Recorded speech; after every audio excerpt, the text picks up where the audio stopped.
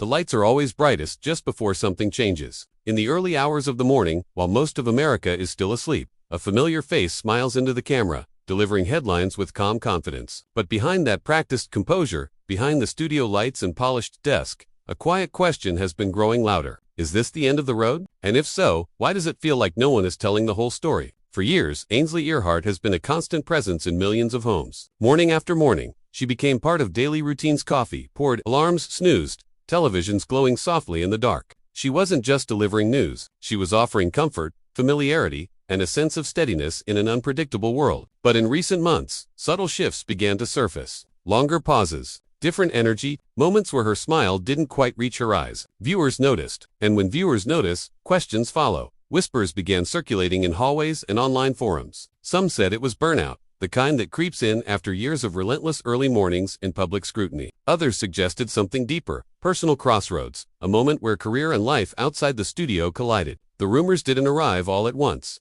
They drifted in slowly, like fog rolling over a quiet city, blurring the edges of what people thought they knew. Imagine a late evening, long after the studio has emptied. Ainsley sits alone, makeup removed, phone face down on the table. The room is quiet in a way the morning show never is. Outside, the city hums, unaware that a decision may be forming behind closed doors. Staying means stability, influence, and a platform few ever achieve. Leaving means uncertainty, but also freedom. How do you walk away from something that helped define you? For those close to her, this wasn't just about a job. It was about identity. Ainsley's journey to the top wasn't effortless. She faced setbacks, personal heartbreak, and moments when walking away would have been easier than staying. Each challenge shaped her, hardened her resolve, and made her success feel earned. That history makes the idea of departure feel heavier, almost unthinkable. Why leave now, when the spotlight is still warm? And yet, the strongest people often feel the weight the most. Morning television is unforgiving. The schedule alone reshapes your life's sleep patterns, relationships, even how you experience time.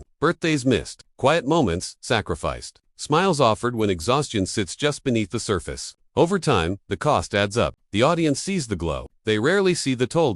There were moments on air that fans replayed again and again. A pause after a question. A distant look during a segment. Nothing dramatic. Nothing that could be pointed to as proof, but enough to spark speculation. Was she preparing herself and everyone else for a goodbye that hadn't yet been announced? Or was this simply the projection of an audience unwilling to imagine mornings without her? Behind the scenes, conversations likely unfolded without cameras or microphones. Trusted voices. Family members asking hard questions. Friends reminding her of who she was before the headlines and makeup chairs. When your life becomes public property, even private decisions feel staged, judged before they're made. That pressure alone can push someone toward the exit, or lock them in place. What makes this story so compelling isn't confirmation, it's uncertainty. The possibility that a familiar chapter could end without warning, that someone so visible could quietly choose a different path, not out of scandal or failure, but out of self-preservation. In a world that celebrates constant hustle, choosing to step back can feel almost rebellious. If Ainsley Earhardt were to leave, what would it really mean? An ending?